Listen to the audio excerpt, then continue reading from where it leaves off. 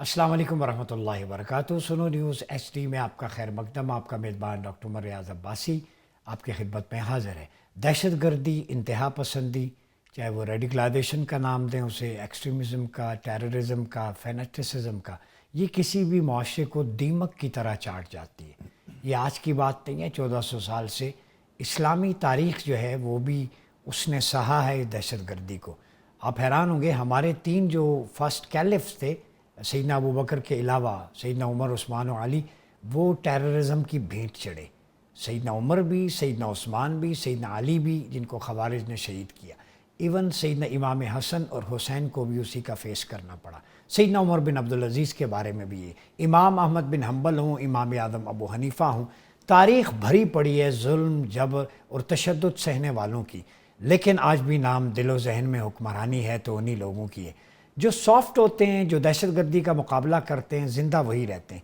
आज हमारे माशरे में अनफॉर्चुनेटली रेडिकलाइजेशन जहाँ तालीमी इदारों का भी रुख कर चुकी है, हर इदारे का, वहीं जो खवारिज के फितने का फिनोमिना है, जिससे नबुर्द आज़मा है अफवाज पाकिस्तान, जो अपना सीना पेश कर रही है। हमारा कैडेट जो अपना आज हमारे कल के लिए कुर्बान कर रहा है, जब उसकी लाश वापस आती है तो सलाम है उन ख़वातीन पे, उन माओं पे, उन बेवाओं पे, उनके वालिदैन पे, जो सीना चीर कर, चौड़ा करके परचम हाथ में उठाए उसको चूमते हैं और कहते हैं कि 100 बेटे भी होते तो मादर वतन पे कुर्बान करते। क्योंकि उन्हें पता है इसकी आइडियोलॉजी का, कि खवारिज के ख़िलाफ़ शहीद होने वाले के लिए नबी पाक सल्लल्लाहु अलैहि वसल्लम ने फरमाया 10 दर्जात, और इनको जो कत्ल करेगा उसके लिए भी 10 दर्जात हैं। ये अहदीस की चैप्टर्स भरे पड़े। और फिर फरमाया इन खवारिज दहशत गर्दों के लिए जहन्नुम के 7 दरवाज़ों में से 3 दरवाज़े मुख्तस हैं। 3 gates of the hell are reserved for terrorists only।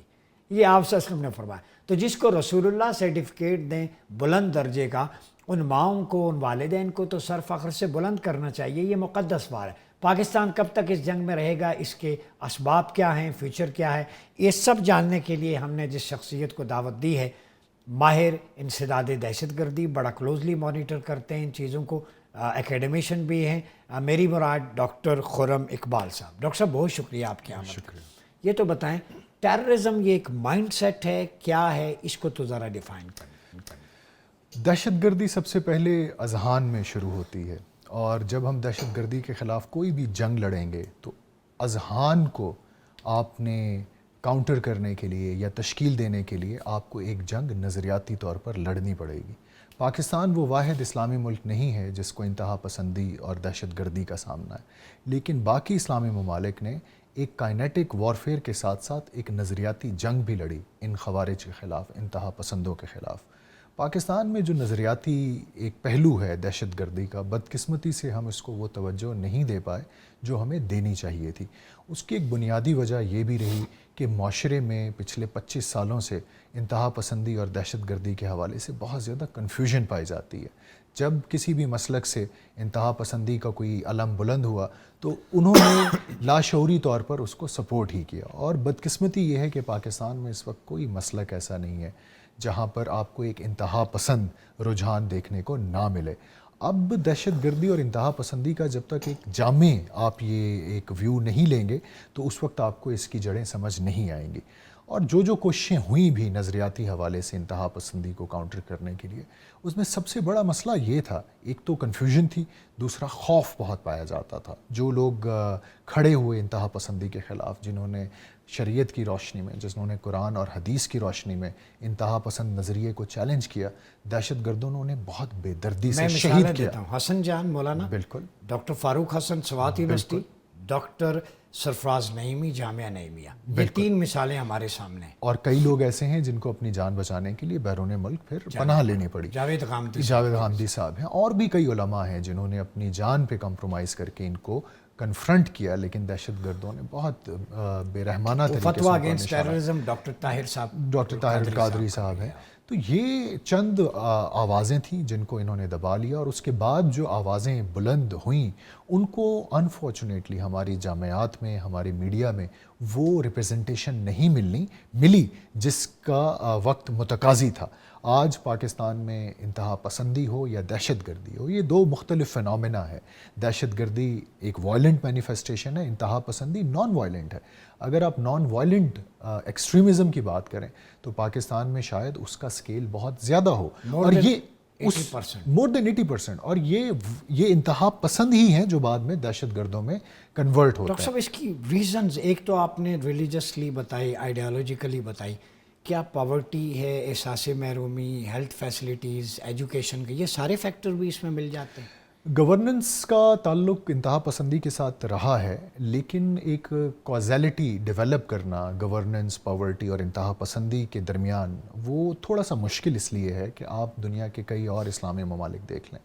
بنگلہ دیش کی آپ مثال لے لیجئے. جس وقت پاکستان میں انتہا پسندی یا دہشت گردی کا یہ ناسور پروان چڑھ رہا تھا، اس وقت ہمارے ہاں گورننس کے مسائل اتنے زیادہ نہیں تھے. میں 2001 سے آنورڈ بات کر رہا ہوں. دیٹ واز دا ٹائم جب پاکستان کی جی ڈی پی پورے ساؤتھ ایشیا میں سب سے مشرف دور میں ہائیسٹ رہی.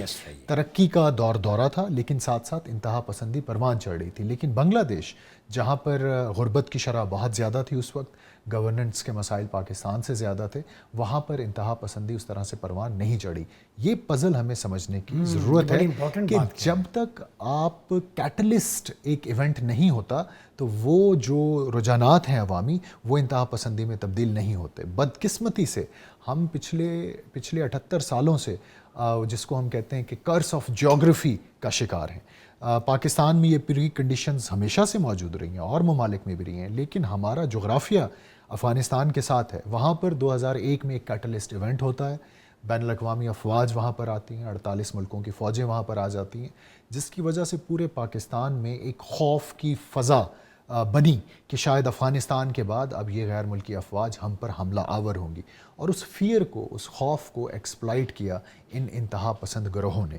اور سم ہاؤ چونکہ اس وقت پاکستان میں جو حکومت ہے وہ بھی عوامی جذبات کی ترجمانی اس طرح سے نہیں کر سکی، تو دے فیل ٹو کنوے اور allay the fears of the public at that time کہ نہیں، ہم پاکستان کی سرحدوں کو یہ جو ایک بین الاقوامی مہم جو ہے اس سے محفوظ کرنے کی سکت رکھتے ہیں. تو میرا خیال ہے کہ گورننس اور پاورٹی جب تک کہ کیٹلسٹ ایونٹ ان کے ساتھ نہیں ہوتا تو وہ انتہا پسندی. اچھا ڈاکٹر صاحب، وہی خوارج یا ٹی ٹی پی کی تو بات، فوج ہماری قربانیاں دے. ایک ایلیمنٹ ہے ہماری سوسائٹی میں، میجورٹی جو سیگمنٹ ہے اسکول آف تھاٹس، ان میں بھی یہ ریڈیکلائزیشن کے رجحانات بڑھتے ہیں. ریٹ آف اسٹیٹ کو چیلنج کرنا، کسی بھی ایشو کو زبردستی جتھے کی صورت میں منوانا، پھر جب ریاست ایکشن لیتی ہے تو اس کے بعد سوشل میڈیا، سمپیتیز، یہ وہ، اس فیکٹر کو کیسے دیکھتے؟ دیکھیے، جدید جو نیشن سٹیٹ سسٹم ہے اس میں use of force is the exclusive prerogative of the state, اور یہ پوری دنیا میں ایک متفقہ اصول سمجھا جاتا ہے. جتھوں کو، غیر ریاستی عناصر کو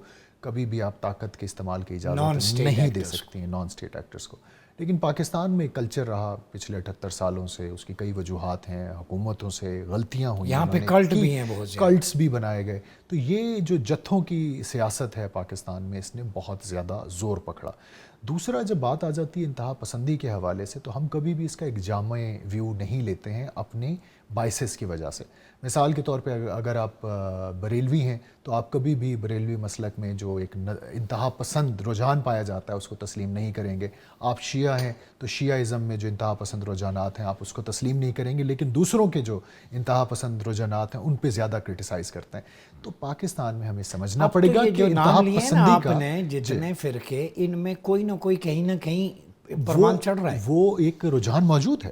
اور جب تک ہم یہ نہیں سمجھیں گے کہ انتہا پسندی کا کوئی مسلک، انتہا پسندی کی کوئی ملک نہیں ہوتا، اور یہ چیز جب تک ہم تسلیم نہیں کریں گے سماجی سطح پر، ہم ایک نیشن سٹیٹ کے حوالے سے ترقی نہیں کر سکے. آخری بات میں صرف کہہ دوں کہ جو رجحانات پاکستان میں پنپ رہے ہیں وہ اسلامی دنیا پوری ان کو ابینڈن کر چکی ہے. مثال کے طور پہ ہمارے ہاں ایک بڑا ذریعہ کہا جاتا ہے انتہا پسندی کا سعودی عرب تھا 80s میں 90s میں.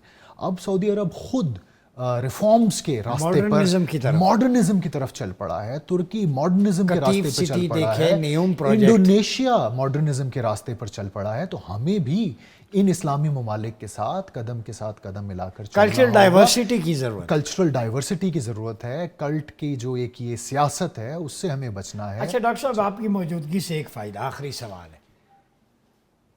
پیسفل پروٹیسٹ یہ ڈیموکریٹک رائٹ ہے، ٹھیک ہے، آپ ایک جگہ پوری دنیا میں ہوتے ہیں. امریکہ میں دیکھا، یورپ میں دیکھا، لاکھوں لوگ نکلتے ہیں، پلے کارڈز ہیں. ایک تو احتجاج میڈیا پہ بھی ریکارڈ ہو جاتا ہے، بات پہنچانا مقصد ہوتا ہے، ٹھیک ہے، پیس اینڈ کانفلکٹ ریزولوشن کے میتھڈالوجی.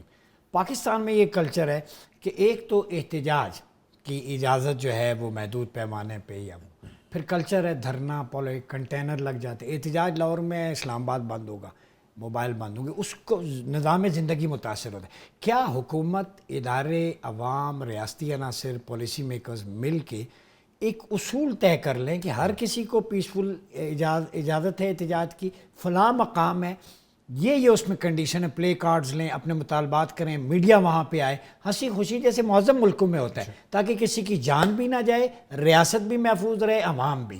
ایسا کوئی فارمولہ دے دیں. فارمولہ تو یہ جو اصول ہیں ڈاکٹر صاحب، یہ ایوالو ہوتے ہیں کنسنسس کے تھرو، اور وہ کنسنسس آتا ہے عام طور پہ پارلیمنٹ کے ذریعے، دانشوروں کے ذریعے. تو اس میں تو وقت لگے گا. دھرنے اور مظاہرے ہوئے تو ان کی اگر آپ تاریخ اٹھا کر دیکھ لیں تو انہوں نے کبھی بھی ان عہد و پیما کا پاس نہیں رکھا جو انہوں نے مذاکرات میں کیے.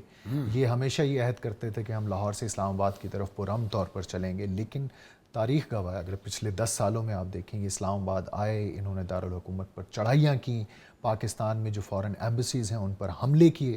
یہ ایک اور قسم کی انتہا پسندی ہے جس کا ہمیں سامنا ہے. یہ اپنے نظریے کے ذریعے پاکستان کا جو ایک سماجی ہم آہنگی ہے اس کو نقصان پہنچا رہے ہیں، یہ فرقہ واریت کو فروغ دے رہے ہیں، اور جو انٹرنیشنل امیج ہے پاکستان کا اس کو بھی نقصان دے رہے ہیں. کیونکہ یورپ میں 3 واقعات ایسے ہو چکے ہیں جہاں پر وائلنس انوالو تھی اور آئیڈیالوجیکلی وہ لوگ کا حصہ تھے. اسی طرح سیالکوٹ میں آپ کو یاد ہوگا کہ ایک شری لنکن انجینئر کو نشانہ بنایا گیا، اور یہ وہی نظریہ تھا جس نے اس سری لنکن انجینئر کی جان لی. سری لنکا کے ساتھ ہمارے بہت دوستانہ تعلقات موجود ہیں، اور یہ گروپ یہی وجہ ہے کہ کئی ملکوں میں اس کو ایک دہشت گرد گروپ کے طور پر ڈکلیئر کیا جا چکا ہے.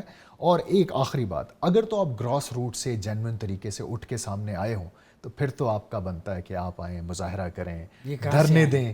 یہ جہاں سے آئے ہیں وہ پورے پاکستان کو علم ہے. آپ کی کوئی گراس روٹ سپورٹ موجود نہیں ہے.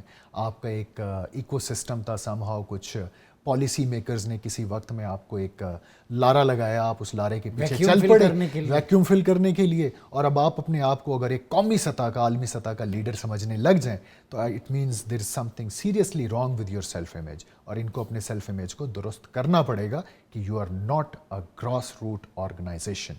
اپنے آپ کو درست کرنا پڑے گا. بہت شکریہ ڈاکٹر خرم اقبال. بڑی خوبصورت بات ہے، احتجاج پرامن ہر کسی کا حق ہے، اس کے ڈائنامکس، اس کی میتھڈالوجی، اس کے مینرز، ایتھکس اور مورل سٹینڈرڈ. دیکھیں، کھمبا ہے، گاڑی ہے، املاک ہیں، یہ اسی ملک کی ہیں، ہم ٹیکس پیئر ہیں، ہم دیتے ہیں.